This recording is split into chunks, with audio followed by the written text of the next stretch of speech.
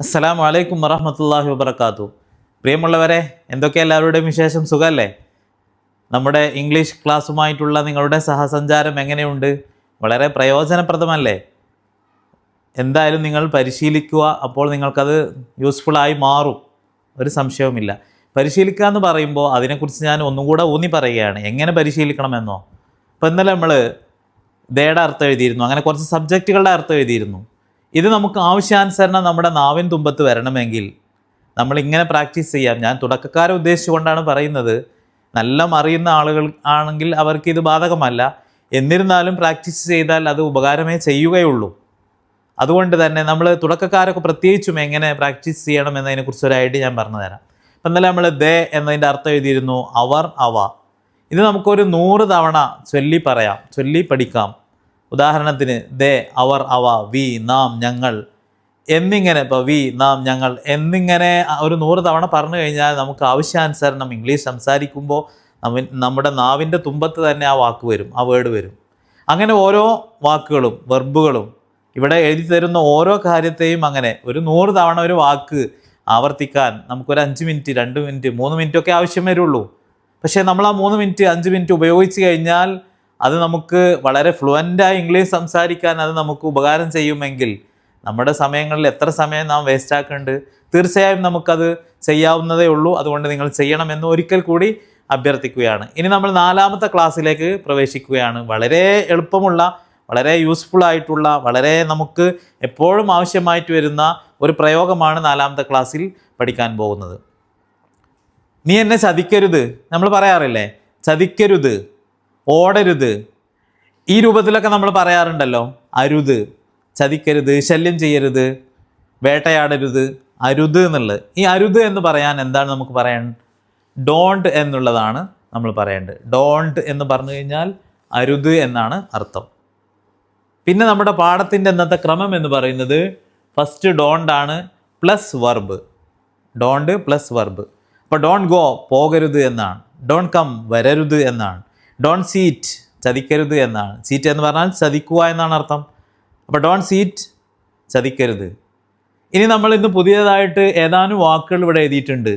ആ വാക്കുകളെ നമുക്ക് ആവശ്യാനുസരണം വേണമെങ്കിൽ 3ാമത് ഉപയോഗിക്കാം. അർത്ഥപൂർത്തീകരണത്തിന് നമുക്ക് ഉദ്ദേശിച്ച അർത്ഥം കിട്ടാൻ വേണ്ടി ആവശ്യമാകുമ്പോൾ അത് ചേർത്ത് കൊടുക്കാം. ഉദാഹരണത്തിന് ചില സ്ഥലങ്ങളിലൊക്കെ അത് വളരെ ഫിറ്റാവുകയും ചെയ്യും. അപ്പോൾ ഈ വാക്കൊക്കെ, അതാണ് ഞാൻ നേരത്തെ സൂചിപ്പിച്ചത്, മീ എന്നുള്ള വാക്കിന് എന്തെല്ലാം അർത്ഥമുണ്ട്? അറിയാത്തവർ 100 തവണയോ 200 തവണയോ 300 തവണയോ അത് അത്രയും പറഞ്ഞിട്ട് കിട്ടിയിട്ടില്ലെങ്കിൽ 400 തവണ പറയേണ്ടി വരും. പക്ഷേ 400 തവണ പറയുമ്പോൾ നമുക്കത് ഫ്ലുവൻ്റായി കിട്ടുമെങ്കിൽ അതാണല്ലോ ഏറ്റവും ബെറ്റർ. തീരെ കിട്ടാതിരിക്കുന്നതിനേക്കാളും ഇംഗ്ലീഷ് സംസാരിക്കുമ്പോൾ വാക്കുകൾക്ക് വേണ്ടി തപ്പിത്തടയുന്നതിനേക്കാൾ നല്ലത് അതാണല്ലോ.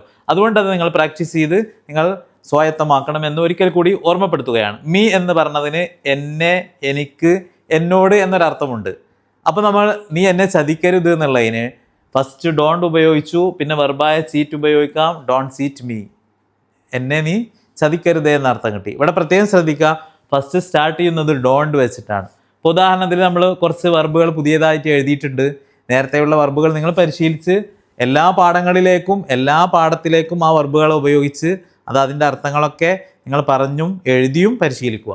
ഡോണ്ട് റിമൈൻഡ്, റിമൈൻഡ് എന്ന് പറഞ്ഞാൽ ഓർമ്മിപ്പിക്കുക എന്നാണ്. അപ്പോൾ ഡോണ്ട് റിമൈൻഡ് മീ, നീ എന്നെ ഓർമ്മിപ്പിക്കരുത് എന്നർത്ഥം കിട്ടും. എന്നാൽ റിമെമ്പർ എന്ന് പറഞ്ഞു കഴിഞ്ഞാലോ, ഓർക്കുക എന്നാണ്. അപ്പോൾ ഡോണ്ട് റിമെമ്പർ, നീ ഓർക്കരുത്. നീ എന്നതിന് ഇവിടെ പ്രത്യേകം ശ്രദ്ധിക്കുക, നീ എന്നതിന് ഇവിടെ വാക്ക് ഫസ്റ്റ് കൊടുക്കുന്നില്ല, അതിൻ്റെ ആവശ്യമില്ല എന്നുള്ളതാണ്. ഡോണ്ട് തിങ്ക്, ചിന്തിക്കരുത്. തിങ്ക് എന്ന് പറഞ്ഞാൽ ചിന്തിക്കുക. ഡോണ്ട് സീറ്റ്, ചതിക്കരുത്. ഡോണ്ട് സ്റ്റാർട്ട്, തുടങ്ങരുത്. ഇങ്ങനെ അരുത് അരുത് എന്ന് പറയാൻ നമുക്ക് ഈ ഒരു പാഠമാണ് ഉപയോഗിക്കേണ്ടത്. ഈ ഒരു പ്രയോഗമാണ് നാം പ്രയോഗത്തിൽ വരുത്തേണ്ടത്. ഡോണ്ട് ഫസ്റ്റ് വെക്കുന്നു, 2ാമത് വെർബ് വെക്കുന്നു, 3ാമത് ആവശ്യാനുസരണം നമുക്ക് എന്ത് വേണമെങ്കിലും ചേർത്ത് കൊടുക്കാം. ഉദാഹരണത്തിന് ഡോണ്ട് സീറ്റ് ഹിം, അവനെ ചതിക്കരുത്. അപ്പോൾ ഹിം എന്നതിൻ്റെ അർത്ഥം അവനെ, അവനിക്ക്, അവനോട് എന്നുള്ളതാണ്. ഈ സാഹചര്യത്തിലുള്ള എന്തെങ്കിലും ഒരു വേർഡ് നമുക്ക് പറയേണ്ടി വരുമ്പോൾ അവിടെ ഹിം എന്നാണ് കൊടുക്കേണ്ടത്. ഇത് പ്രത്യേകം ശ്രദ്ധിക്കുക. ഇവിടെ 3ാമതായിട്ടാണ് നമ്മൾ ഈ ഹിം എന്നതിനേക്ക് ഉപയോഗിക്കേണ്ടത്.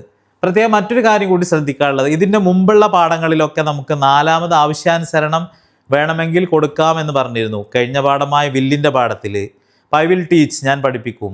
ഹിം എന്ന് 4ാമത് കൊടുത്താൽ ഐ വിൽ ടീച്ച് ഹിം, ഞാൻ അവനെ പഠിപ്പിക്കുമെന്നാണ് അർത്ഥം. ഐ വിൽ ടീച്ച് യു, ഞാൻ നിന്നെ പഠിപ്പിക്കുമെന്നാണ്. യു വിൽ ടീച്ച് മീ, നീ എന്നെ പഠിപ്പിക്കുമെന്നാണ്. അവിടെയൊക്കെ നമ്മളത് നാലാമതായിട്ടാണ് ഇതിനെ കൊടുക്കേണ്ടിയിരുന്നത്.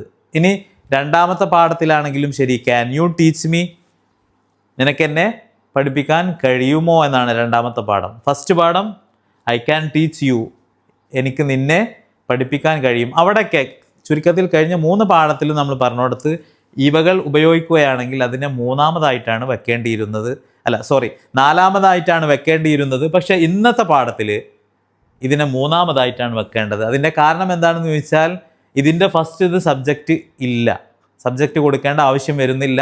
അത് പറയാതെ തന്നെ നമുക്ക് ആ അർത്ഥം കിട്ടും. അതുകൊണ്ട് നേരെ നമ്മൾ ഡോണ്ട് എന്നത് വെച്ചിട്ടാണ് സ്റ്റാർട്ട് ചെയ്യുന്നത്. അതുകൊണ്ട് തന്നെ ഡോണ്ട് ഫസ്റ്റ് വരുന്നു, തുടർന്ന് വെർബ് വരുന്നു, അതിനുശേഷം മൂന്നാമതായിട്ടാണ് ഇവകൾ കൊടുക്കേണ്ടത് ആവശ്യാനുസരണം. അപ്പോൾ ഉദാഹരണത്തിന് അവളെ നീ ചതിക്കരുത് എന്നാണ് നമുക്ക് പറയേണ്ടത് എങ്കിൽ ഡോണ്ട് സീറ്റ് ഹെർ എന്നാണ് പറയേണ്ടത്. ഡോണ്ട് സീറ്റ് ഹെർ, അവളെ നീ ചതിക്കരുത്. ഡോണ്ട് ഡിസ്റ്റർബ് ഹെർ, അവളെ നീ ശല്യം ചെയ്യരുത്. ഡോണ്ട് ഡിസ്റ്റർബ് ഹിം എന്ന് പറഞ്ഞാൽ അവനെ നീ ശല്യം ചെയ്യരുത്. എന്നിങ്ങനെയാണ് നമ്മളിതിനെ പ്രയോഗിക്കേണ്ടത്. അപ്പോൾ നമുക്ക് കുറച്ച് ഉദാഹരണങ്ങൾ എഴുതാം. ഡോണ്ട് കം, വരരുത്.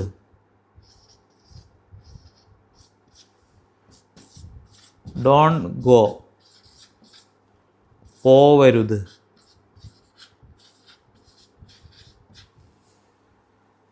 ഇപ്പോൾ നമുക്ക് അവസാനം ഇവിടെ ഒരു വാക്ക് എഴുതി, ടു എന്ന് പറഞ്ഞാൽ ലേക്ക് എന്നാണ്. ഡോണ്ട് ഗോ ടു പട്ടാമ്പി, പട്ടാമ്പിയിലേക്ക് പോകരുത്. ഡോണ്ട് ഗോ ടു ചെർപ്പളശ്ശേരി, ചെർപ്പളശ്ശേരിയിലേക്ക് പോകരുത്. ഡോണ്ട് ഗോ ടു പാലക്കാട്, പാലക്കാട്ടേക്ക് പോകരുത്. ഇപ്പം ലേക്ക് എന്നതിൻ്റെ ആവശ്യം വരുമ്പോൾ നമുക്ക് ഈ സംഗതിയെ നമുക്ക് മൂന്നാമത് അങ്ങനെയാണ് ആവശ്യമെങ്കിൽ അങ്ങനെ ചേർക്കുകയും ചെയ്യാം. ശ്രദ്ധിക്കുക, ഈ ടു എന്നുള്ളത് ലേക്ക് എന്ന ആവശ്യം എവിടേക്ക് വരുന്നോ അവിടെയൊക്കെ നമുക്ക് വെർബിന് ശേഷം ഉപയോഗിക്കാവുന്നതാണ്. കഴിഞ്ഞ 3 പാഠങ്ങളിലും അത് ഉപയോഗിക്കാൻ പറ്റുന്നതാണ്.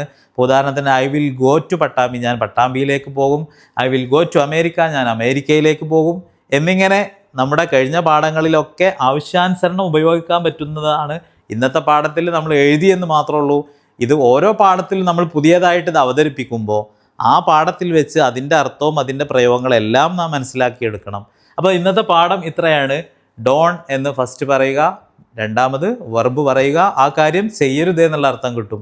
ഡോൺ സ്ലീപ്പ് ഹിയർ, ഇവിടെ ഉറങ്ങരുത്. അപ്പോൾ ഇവിടെ എന്നുള്ളതിന് ഹിയർ എന്നുള്ളൊരു വാക്ക് കൊടുത്താൽ മതി.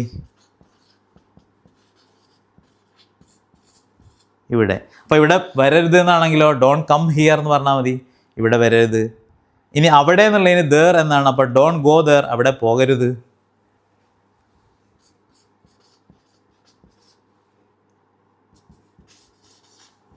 ദേർ അവിടെ, ഡോൺ ഗോ ദേർ, അവിടെ പോകരുത്. ഡോൺ സ്ലീപ്പ് ദേർ, അവിടെ ഉറങ്ങരുത്. ഇങ്ങനെ ഇതൊക്കെ നമുക്ക് ആവശ്യാനുസരണം ഇതിൻ്റെ അവസാനം മൂന്നാമതായിട്ട് കൊടുക്കുകയും ചെയ്യാം. അപ്പോൾ ഇതാണ് നമ്മുടെ ഇന്നത്തെ പാഠം. ഫസ്റ്റ് ഡോണ്ട്, അതിനുശേഷം വെർബ്, ആവശ്യാനുസരണം മൂന്നാമതോ നാലാമതോ ഒക്കെ നമുക്ക് ഓരോ കാര്യങ്ങൾ ആവശ്യമുണ്ടെങ്കിൽ കൊടുക്കുകയും ചെയ്യാം. അപ്പോൾ ഇതാണ് ഇന്നത്തെ പാഠം. എല്ലാവരും പ്രാക്ടീസ്